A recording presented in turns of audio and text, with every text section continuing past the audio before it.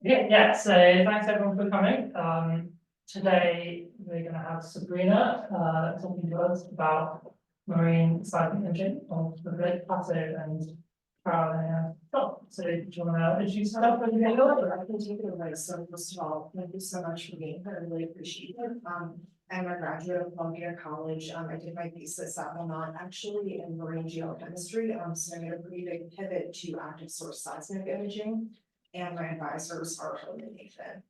So what I'd like to talk about today is the recent fieldwork project that was done by my group. I was not on it, but I have the privilege of doing the analysis post-acquisition. It was of a study area called the Lake Plateau and Carolina Trough, so part of the Central Atlantic margin. So just to walk you through the agenda for today's talk, first, we're going to just quickly do a refresher on continental rifting. We'll get into the science question and motivation for our study. We will look more at the study area just in detail for those not familiar.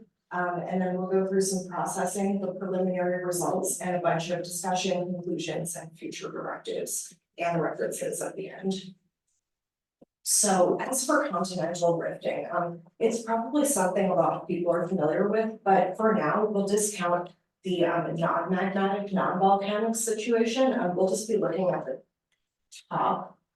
Oh, sorry, it's not that easy to work. We'll just be looking at the top part of the diagram. What we're particularly interested in is the syn rift sedimentation, so these rift infill lines, as well as the sedimentation formed post-rift, the yellow. And it's sort of more indicative of the behavior of a volcanic margin, where we see something called SDRs that are formed after the rift infill. It's a magmatic extrusion or intrusion, depending on where you stand on the debate. But we're actually identifying and zeroing in on those in our preliminary processing. So the study area is the Carolina and Lake Plateau. The top area here of this margin is the Carolina Trough, much narrower, and the Lake Plateau is down here, significantly wider. So what we're interested in is not just the sub-oceanic terrain, which does differ between the margins. The Lake Plateau is a lot more limestone carbonate rich, so it's a little bit harder to process as a result of ringing and internal reflection. The Carolina Trough is significantly easier to process as a result of more instantaneous single event rifting with more localization of strain. So we understand the Carolina Trough a lot better at this moment in time than the Lake Plateau. So our scientific question and motivation are multi-partite at this point in the project. So we would like to understand why the Lake Plateau is so wide relative to the Carolina Trough.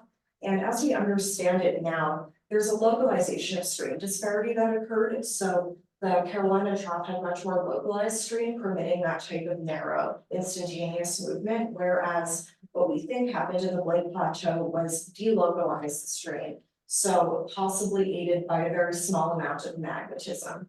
But that's to be determined over the course of the project. We would also like to understand whether CAMP, the Central Atlantic Magmatic Province, largest igneous province that we know of, is related to the rifting process, if at all. We don't think so, but that's still to be determined. Where and when the seaward dipping reflectors were placed, so those syn rift formations, were they placed in a short episode or over a much longer period of time? Was rifting fast or slow as a result? And then last of all, and perhaps the most interesting and the first chapter of my thesis upcoming, is imaging and tracing the J horizon. So it's a particular type of unconformity that shows up in our strata and other unconformities as well. And we'll get into why that's important a little bit later in the talk. So more on the point of tectonics and magnetism, what I said before about there being an ongoing debate over intrusion versus extrusion sort of applies here. What we see is pre-rift, rift, and breakup stage tectonic activity. So what we assume is that the Lake Plateau Carolina Trough margin is a passive margin where there's tensile stress and strain on the crust, pulling it apart, causing doming, and leading to passive upwelling of the mantle to fill that accommodated space.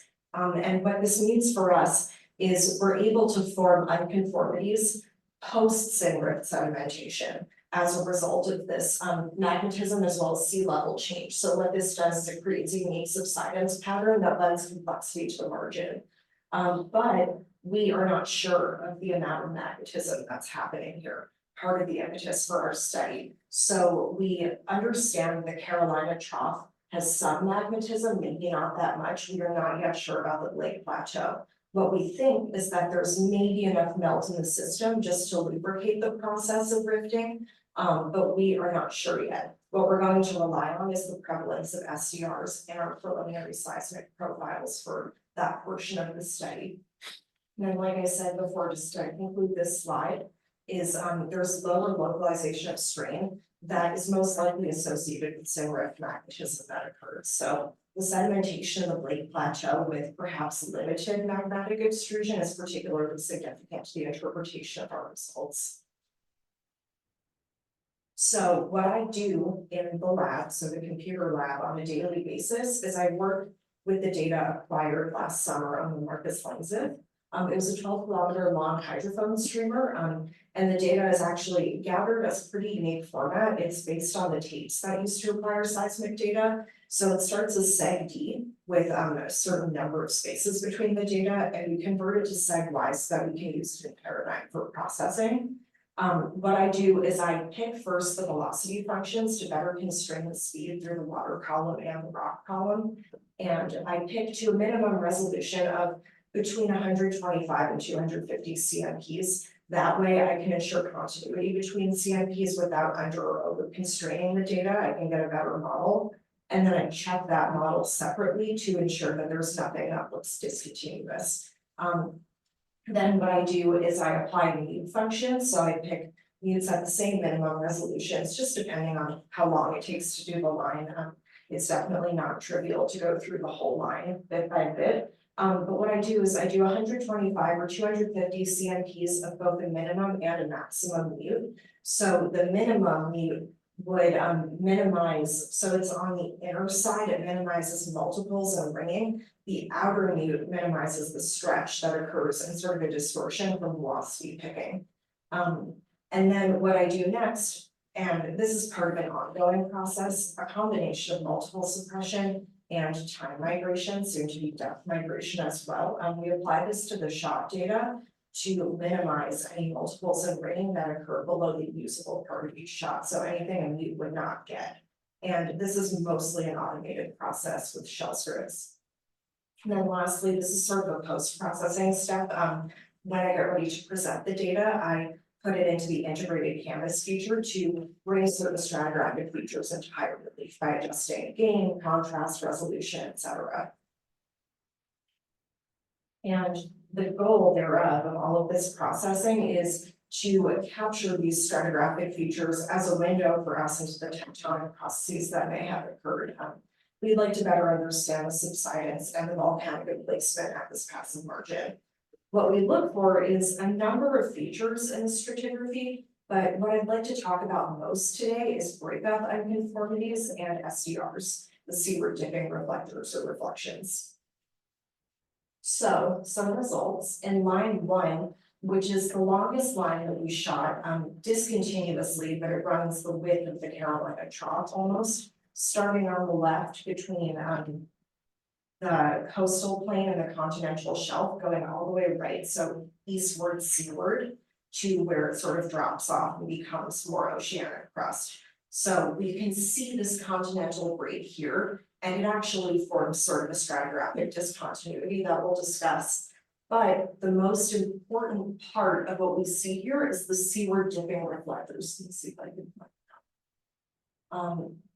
It's these diagonal lines that are a little bit hard to make out, but they're definitely there, and we're certain that they're not artifacts, just because they match up with both MCS and OBS expectations for the data.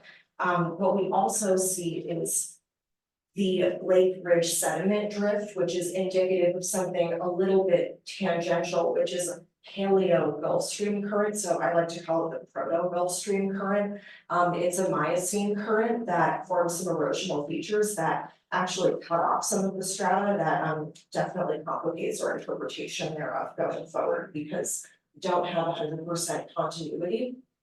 And then lastly, for line 1, you see a bunch of bright reflections. One of these is the AU unconformity, which is another way that we trace between strata when we're making correlations, for instance, to boreholes or wells drilled by industry and the IODP project. We also see the basement here. It's sort of this curvy, non-linearly deposited structure. Okay, that's all I wanted to say for line 1. It's useful in understanding the Carolina Trough and better constraining what we already know. Now, getting into line 11, it gets a little bit more complicated. So as you can see, if you go back here, it's more of a clean picture. Here, there's a lot of ringing and interference that occurs as a result of reflecting off of the hard limestone carbonaceous basement. So it's not as easy of an image to interpret, but what I'd like to say here is we see a bright reflector here that may be indicative, once again, of a certain unconformity, but we see SDRs here. They're pretty faint in the projection, but they're here and here. So what's the water depth there? I mean, where that middle panel is, I can't read your numbers. How deep is the water? I think they got cut off. It's not in terms of depth, it's more in terms of seconds traveled down. Yeah. So what I would It's a say little is, less than 1,000 meters. Okay, yeah, thank you. thanks. It helps me orient myself relative to the margin. I'm putting the water depth, or at least putting it on the slide. So that we know where we are in I space. didn't realize it got cut No, off. no worries. Thanks for the, for future presentations. But yeah, no, so what I was saying was, we see SDRs, and the fact that we see 3 instances, even with these processing challenges and a less than ideal image at this point in time, actually points to something very significant. We definitely see what we assume to be the migration of lava and melt along these faults into these, what we see as intrusive events. So we're not sure 100% whether it's an intrusive or extrusive phenomenon, but what I'll say for now is we definitely see delocalized magmatic events as a result of same rift dynamics and dynamic topography. Next, what I'll show is line 11 pre-multiple suppression and pre-gain and debias adjustment. It looks, to put it technically, not good. Basically, we have all of these basement strata here that we can see, even with ringing, and we just don't really see that to the same extent here. So it just goes to show how important our processing is in the grand scheme of the project. So hence the time investment. Then I should say line 11 cross-cuts the Blake Plateau. Line 14 actually stands for us as a timeline between the two, so it goes from Carolina down to Blake. You can actually see that here, that's what I'd like to point out. So you see the Blake side here with the ringing, and you can see the taper into the Carolina Trough. So you see that there's a very big difference in how they need to be processed, even though we would have to sort of unilaterally apply processing steps to each one. So in a sense, it's a challenge because these portions are inextricably intertwined. So a bit more about the seismic lines from sort of a macro perspective. It's possible on line 11, the Blake line, that extension and faulting occurred at the same time as the emplacement of the volcanics and SDRs. And the reason we say that is we can see the abundance, relatively speaking, of the SDRs compared to the Carolina Trough line, relative to those very faint reflections. So that's interesting for us. It speaks more to the role of SDRs in the process of rifting at this margin. Line 11, I would also note, is from a very different terrain than the Carolina Trough line. So line 11 is from the Sewanee terrain, which is more of a monolithic piece of continental lithosphere with no pre-existing structure. Rather, there were possibly some dormant structural features such as faults and other rifts that were a little bit more reactivated by this very small amount of magnetism. So I should amend that, Appalachian Paragontoinen terrain, whereas for the Blake Plateau, line 11, that was the monolithic piece of continental lithosphere. So that was the delocalization of strain. Therefore, we actually have a better explanation for why the Carolina Trough is so narrow in this instantaneous event, and why the Lake Plateau was so wide, relatively speaking. And then, like I said in the past slide, line 14 is the amalgamation of the two terrains as we bridge the gap between both study areas. So it exhibits right and left at specific features.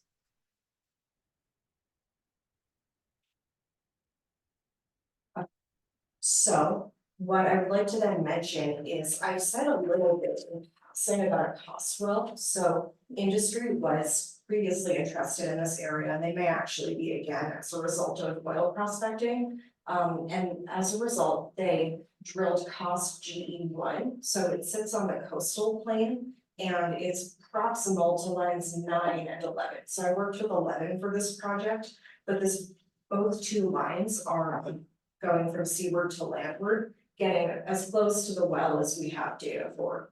So what I'm showing here is stratigraphic vertical profiles from 3 different papers.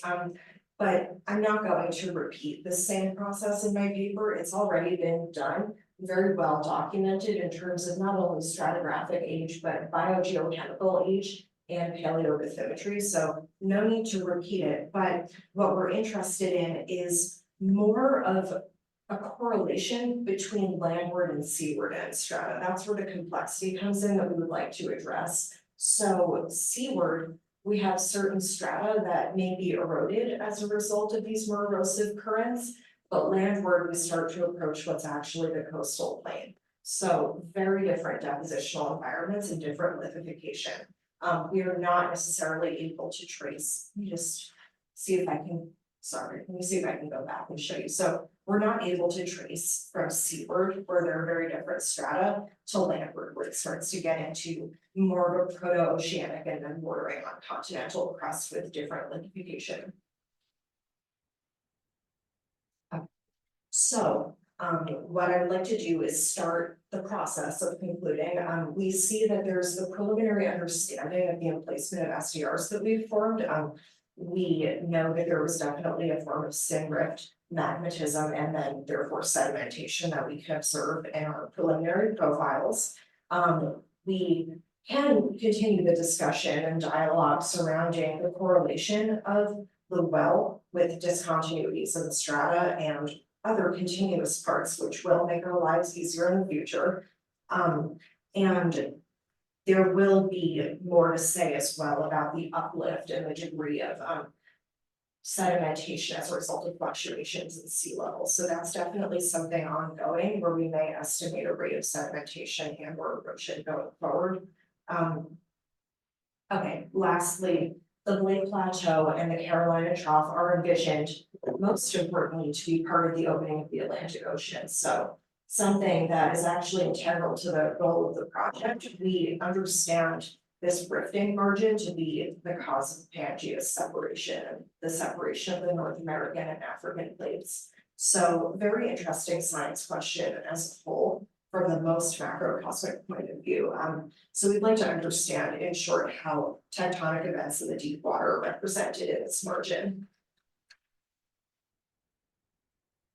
So just a few discussion points, which I've separated into geophysical and geological, and just for clarity's sake. The Lake Plateau is, like I said, very challenging to image and process and interpret owing to its shallow depth with internal reflections due to the carbonate relative to what was not present in the Carolina Trough. That was a much softer basement, so we were able to image it better. That was a challenge that I encountered and continue to encounter.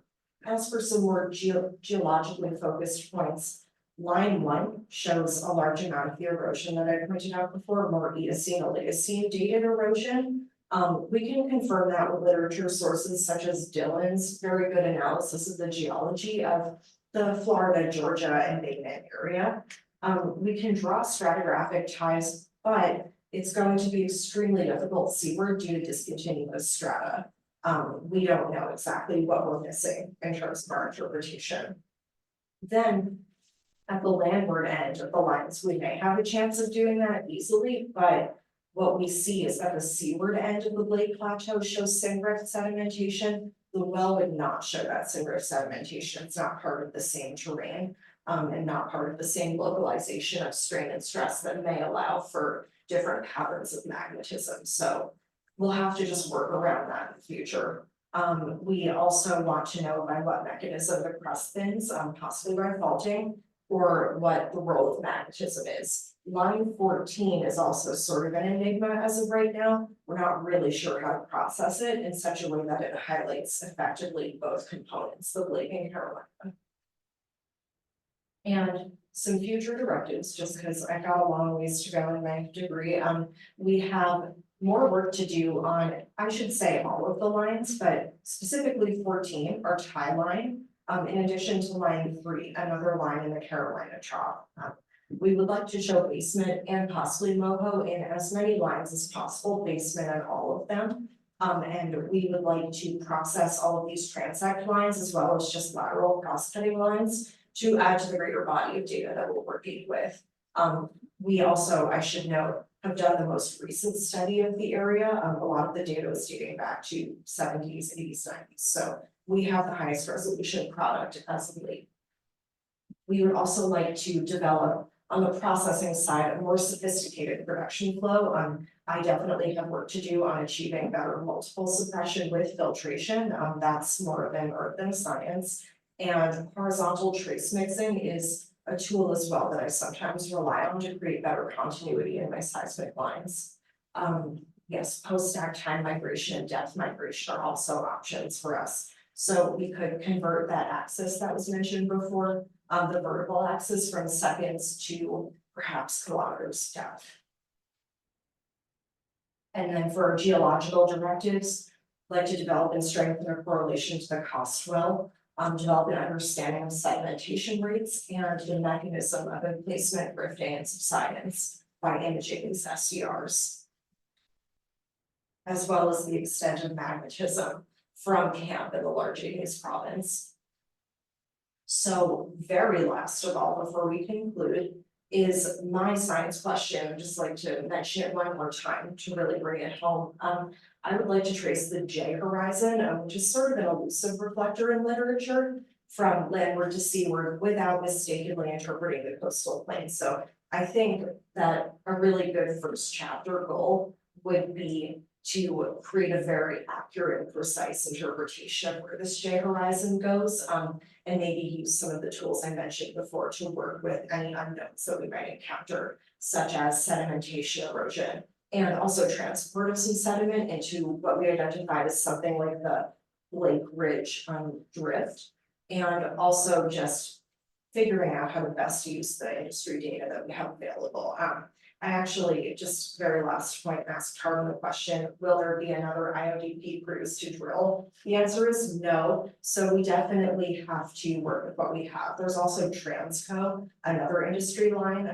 The utility is questionable owing to proximity, but we'll use what we have and hopefully create a very good thesis by the end of the 5 years. Thank you. Any questions?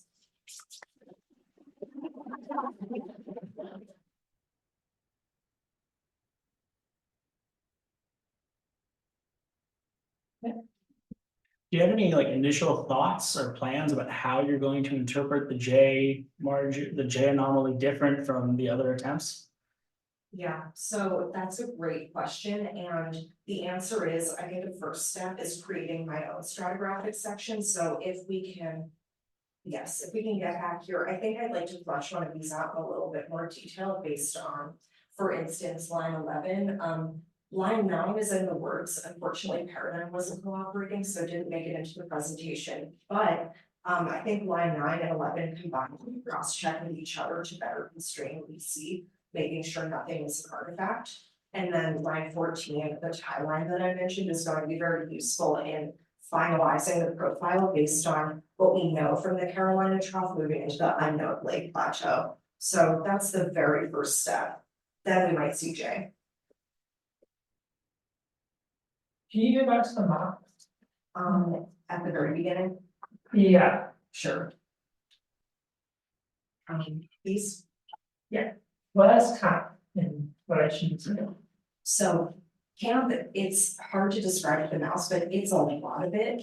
Because it's extending not only from this area, but also farther north. So it encompasses an area such as Enam, maybe you're familiar, it's the eastern North American magnetism province, and magnetic anomaly area that sometimes it's also studied, so it's like that.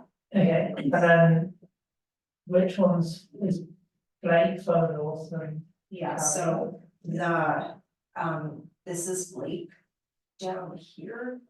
And then sort of up here is Carolina. The well is like around here, close to 9 and 11. This is the coastal plain, and then this is Florida, Georgia, here, South Carolina. And then just to clarify a little bit, these lines, line 14 is the tie line. This is one, the line that I imaged in the Carolina Trough going seaward. And 9 and 11 and 1 have the dots because they're not just MCS lines, but they also have OBS data associated with them. You haven't looked at the OBS data, none of the, I mean, the OBS data is still, because velocities will help you Yeah, with some of this. just very recently come back from the Navy, where they redacted several locations, Herb has looked at them, but, I haven't yet, I was just. Right, I mean, yeah, but know that the velocities will help you, right? So, Definitely, definitely a better depth time constraint. and structure too. Yeah, no, I'm definitely looking forward to that stage of process. Some of those coastal provinces have pretty distinctive velocity signatures, or at least we have thought that they do, Yeah, yeah, so. definitely. Any other questions? No, Yeah. so one more time then about the J event with, if it is, the end of the rifting episode. Can you show one more time in the well data, like where you would expect that horizon to come in? Sure. Do you have an interpretation there of the ages on the right? So where in that column would the J event be? My guess as of right now, which is perhaps less informed than it should be, would be sort of between Jurassic and Cretaceous. I would definitely not place it higher than that. But if it's, I mean, the blue, so there's a blue and a red section there. Blue says post rift. So. So wouldn't it have to be between the boundary between red and blue? Yes, Is this I mean, I'm. just a thought? Yeah, no, I totally see what you're saying. My thought would be maybe there's a little bit of variability as well, Yeah. just because I know, we've discussed in terms of identifying J, is it's not entirely visible in some instances, but sometimes it is, so maybe with like a little margin of error, it could be placed Yeah. between those. And it'd be good to look at some of the seismic data that, for example, were shown by Booth and maybe Pollock. Yeah, And see if they can actually, if there's a clear horizon in the data that they've used, that you can maybe correlate to your own data. yeah, I mean, of course, pending availability, there was sort of Yeah. an instance of some data being lost in a fire. Oh, yeah. This week, yeah, so hopefully we get more than just the JPEGs we were hoping that we wouldn't get, hopefully it's something like this, and that'll be nice to work with. Oh, wow. Do you have, I'm not familiar with this region, is any of the seismic in this region go to a depth where you can start looking at what's happening in like the basement or even the upper mantle? Yes, so in line 1, I don't think it's gonna show it, so I'll go back to it, but in the lower left corner, there is MOHO that you can see if you have the right gain adjustment. It's hard to do. As for basement, the same thing applies. Basement would show up in all of them, but it's just, like taking it a couple steps farther in processing. Okay, but you don't see any structures below the MOHO, like any kind of like Not detachment? I do. some, Okay. some, maybe not 100% below the MOHO, but between basement and MOHO, I would expect to see strata. It's just, I'm still learning a bit about processing as we go.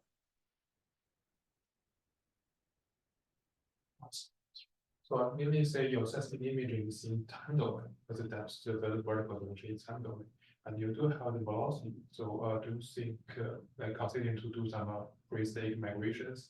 Because in your current seismic imaging results, there are lots of artifacts, I would say, and which somehow contaminate your implementation and conclusions. Yeah. Do you mean like some of the ones in line 11, like the ringing artifacts, or do you mean like some line 1? Some smearing issues, that is because of the post that.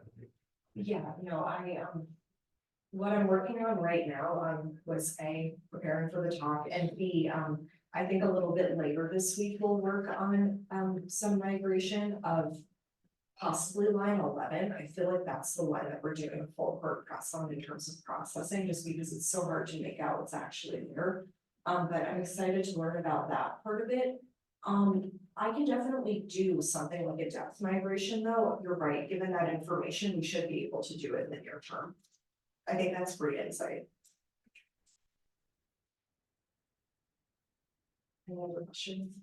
Since we're on the slide, first, thanks for the talk. I don't know a lot about this kind of stuff, so I'm sorry if this is a stupid question, but in terms of these SDRs, is it, beyond just like their presence, absence, like, are there certain features that you can, or information, I guess, that you can pull out of these, like the kind of number of SDRs you see, like their dip angles, like their length, their kind of placement, shortward, seaward? I'm just curious, like, what's the relevant, big useful Totally. information? I can touch more on that. So first of all, you see they dip with an angle, they dip seaward as per the name, which I think makes a lot of sense with the model where we say they're extrusive in nature. So if I just quickly go back here, it's this one that I wanted to show. So if you see upwelling of magma into this sort of crevasse that's formed as a result of the tensile pulling from either side, you would then see it cooling over as subsidence occurs tectonically,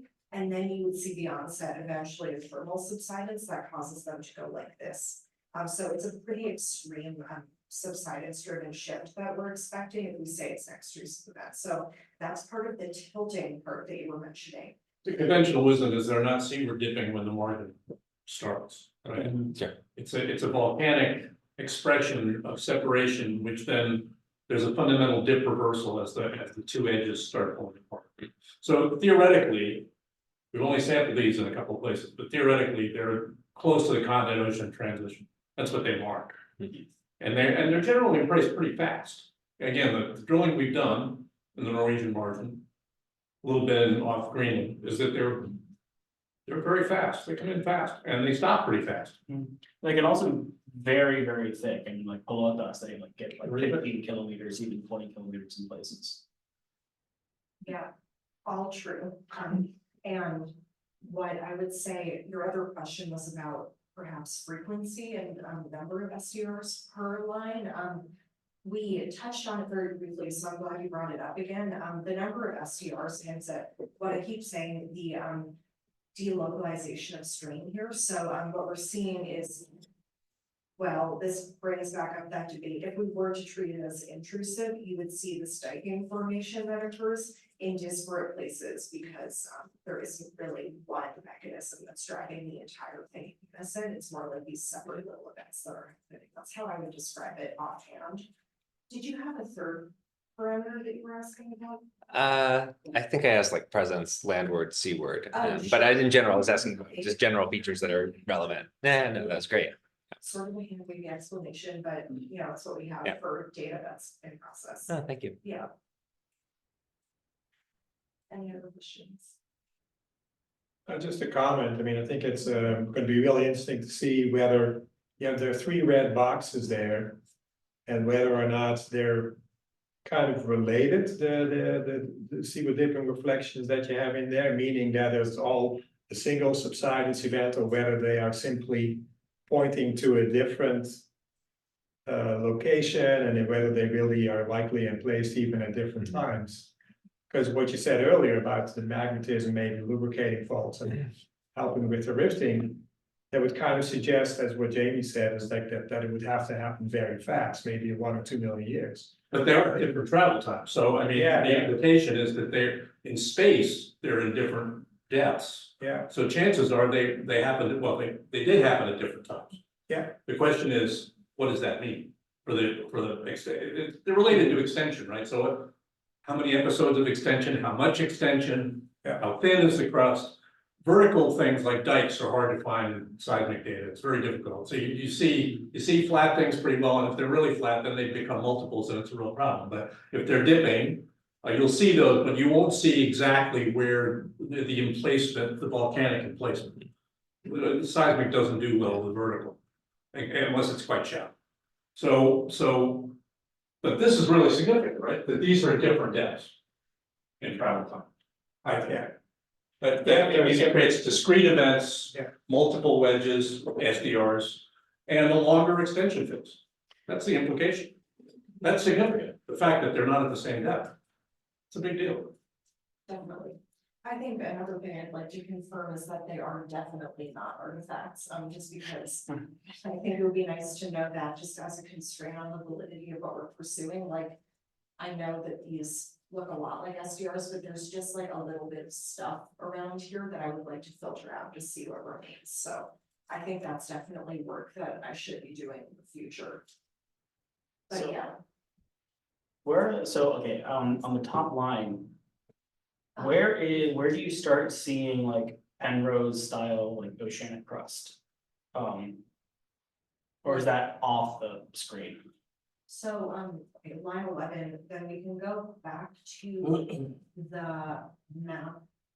Line 11, I mean, I would say like sort of bordering on the right side, see where we might see that.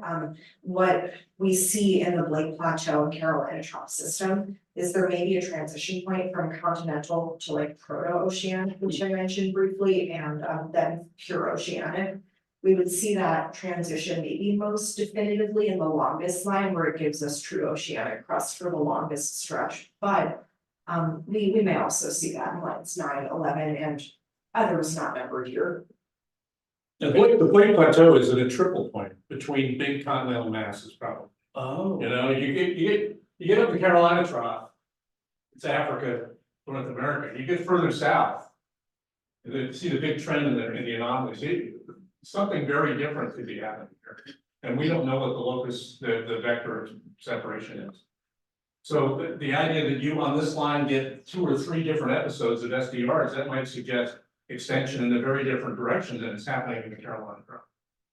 Yeah. I think that's one of the reasons you went, right? I mean, it's, you know, it's a very complicated piece of Pangea separation. Very complicated, undoubtedly complicated. The question is, will these lines help? Hopefully they will. And one thing that was unfortunately missing for the data set that was out of everyone's control is that the team couldn't go into the Bahamas water space.